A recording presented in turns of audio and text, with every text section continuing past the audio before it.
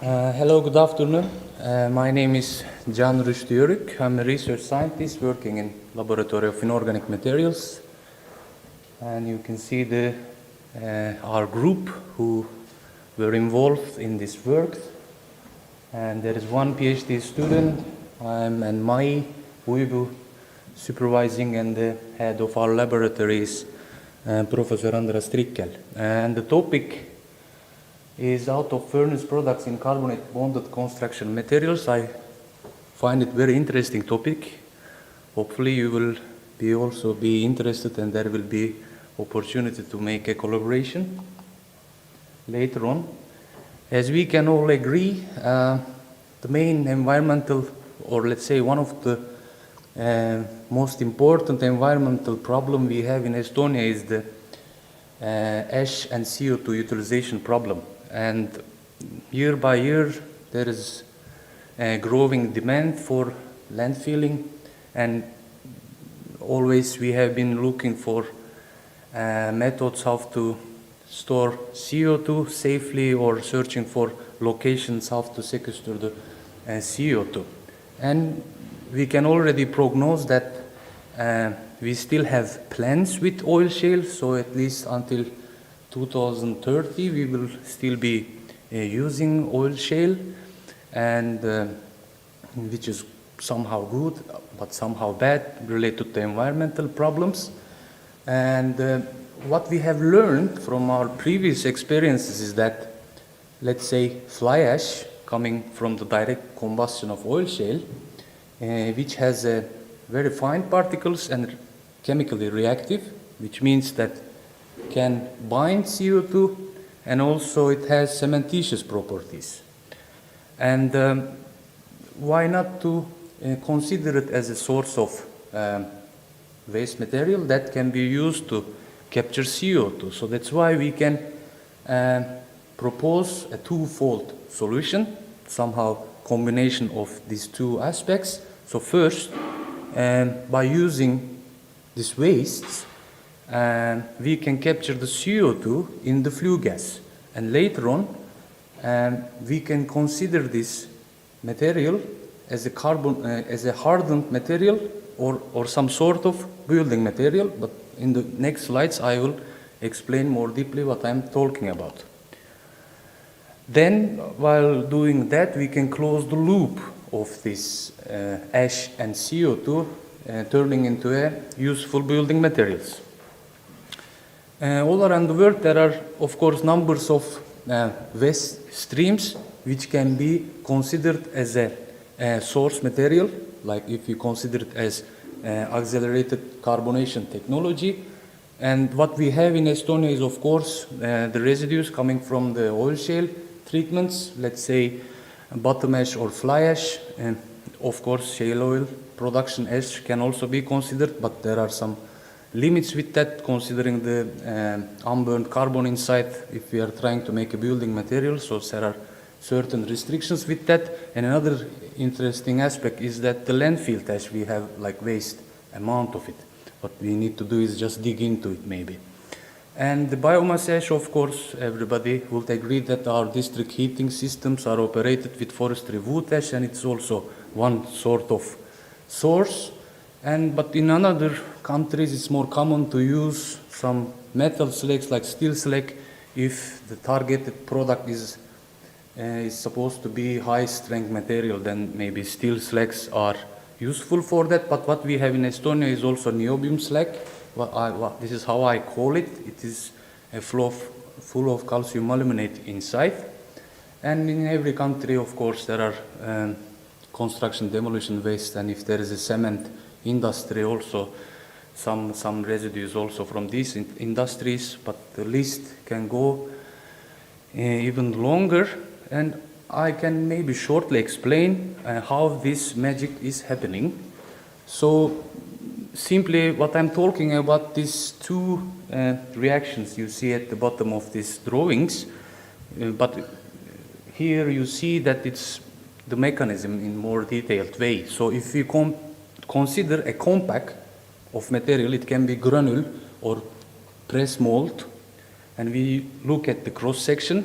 So you see some small particles inside in different shapes. So once we hydrate this material, there are some water films there, this blue colored, and then it's cured under high pressure of CO2, and somehow this CO2 dissolves in the water, and let's consider these particles as free calcium oxide or leached calcium.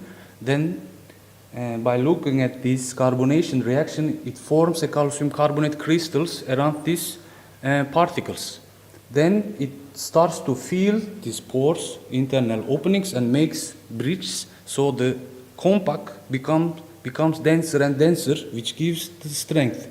So this is why it is called as carbonate-bonded process. And how we do is that, like, we take what is available in Estonia: oil shale ash, of course, biomass ash, and landfill ash, and niobium slag, just to consider it as a maybe mixed design, depending on the target product. And in the first step, we hydrate it, and calcium hydroxide forms, and using flue gas, we have the final reaction, calcium carbonate production. After hydration, we press mold sample, and we have such nice apparatus for curing, small curing chamber. And during this process, we are monitoring also the CO2 uptake. Then we have ideas how fast and how good this reaction is taking place. So far, we tested the curing conditions of flue gas, which had like 16% CO2 compared to 100% CO2, and 3 different gas pressures.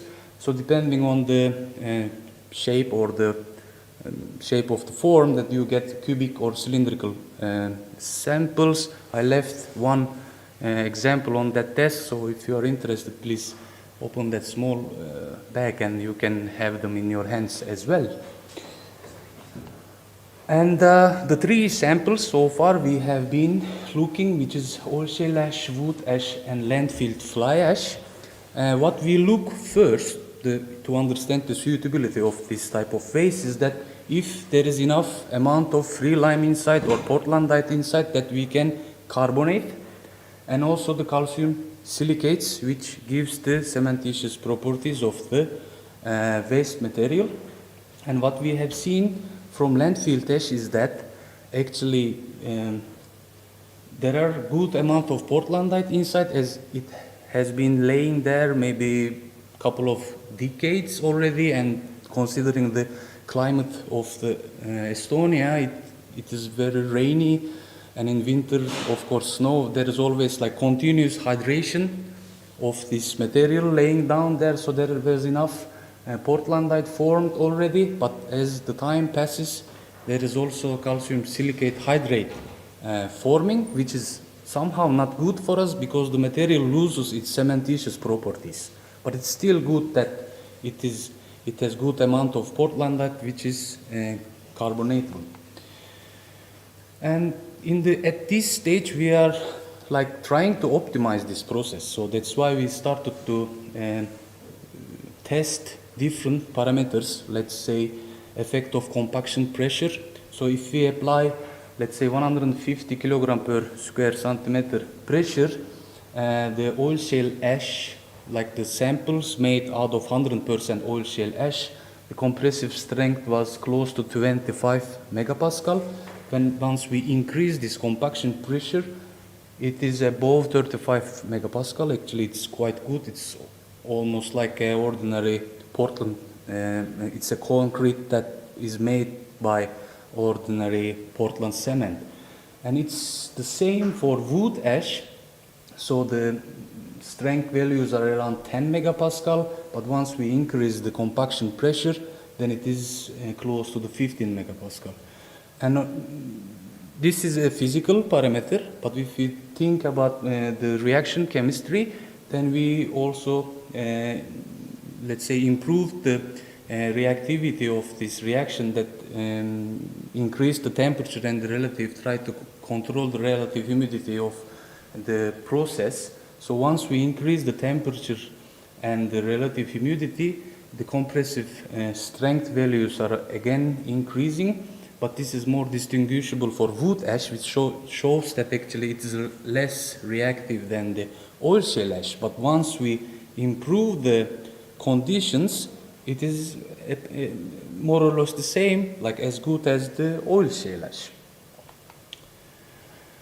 And then we were of course interested in how flue gas curing affects, and as you can also imagine, as there is less amount of CO2 in the flue gas, like the concentration is lower, so the CO2 uptake values were slightly lower, and depending on that, compressive strength values are also lower, but this is all about like the duration you make, like the longer you make the curing, then eventually it will be a cool, and similar for wood ash as well.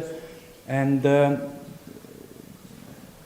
there is of course, there is a possibility to improve this situation by applying higher gas pressures. So as soon as you apply higher gas pressures, then you can increase the CO2 uptake level at certain amount of time, and eventually the strength. Just to understand how this or how fast this process is taking place, or the stages for the carbonation reaction, is that, as you can see, we have very fast reaction stage at the beginning, let's say up to first 10 minutes, even applying different temperatures or pressures doesn't affect much, but they of course play a role. So when the process gets to the diffusion control stage, the rate becomes slower, and the temperature and the higher pressure becomes more important. And for, let's say, for higher pressure, after 60 minutes time, then you can see the effect of this pressure, because as I explained, these carbonated layers are making it more difficult for the CO2 to, let's say, enter the zone or diffuse to these films.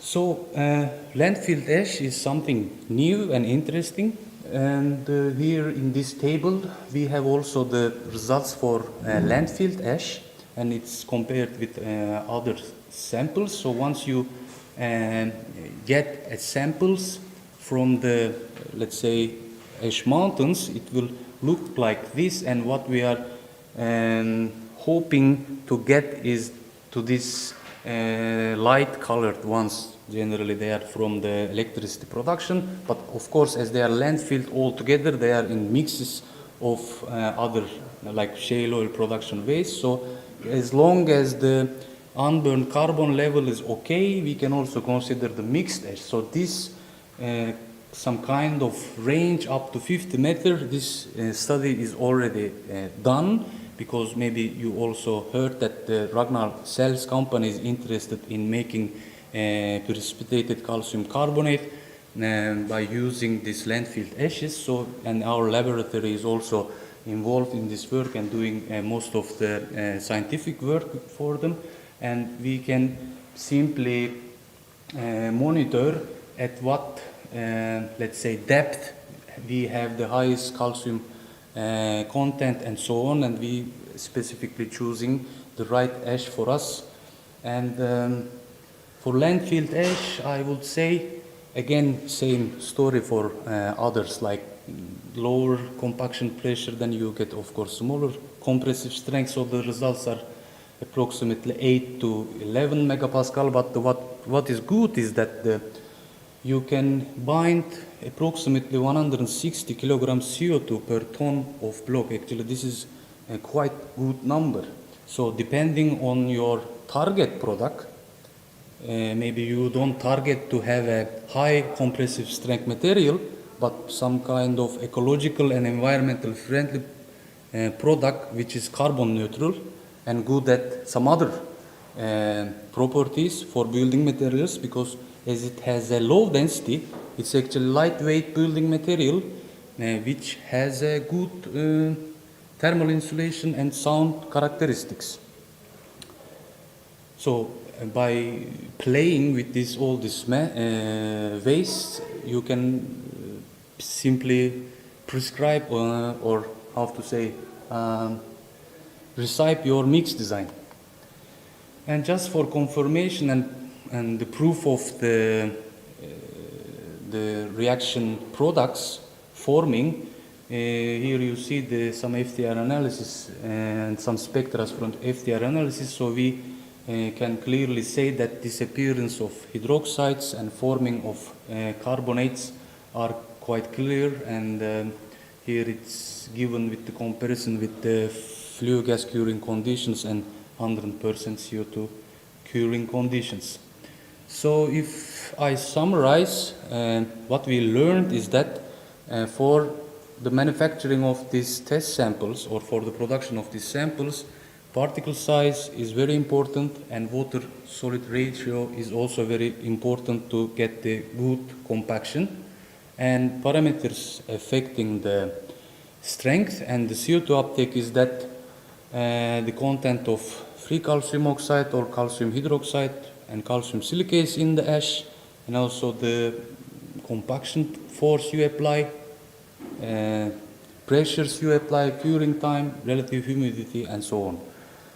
And as a final conclusion, I can give some kind of range that it can be easily achievable. Let's say compressive strength from 8 to 35 megapascal, and binding CO2 7 to 16% mass percent. But these results were obtained in 2 hours of curing, so it's rather short time. So if you think that how actually concrete production is, it takes several weeks and so on. So it's like there is always room to improve this number. So I can easily say that this is a promising way for waste stabilization, because carbonation itself does this job, and we are already doing some preliminary leaching tests. These are ongoing, and we can clearly see the effect of this type of stabilization. So the mobility of heavy metals on other sulfates are quite lower, and it's definitely value-adding activity for our wastes. And as the densities are quite low compared to the other ordinary building materials, we can easily say that we can obtain good thermal and sound characteristics with that. So what is next is to feasibility study for a new product, because it's going to be a new product if we consider Estonian market. And we know that we have the right data, but we don't want to do it alone. So that's why basically I'm here, so looking for a successful collaboration. And I think that this presentation took your attention, and we can discuss the details further on. Thank you very much.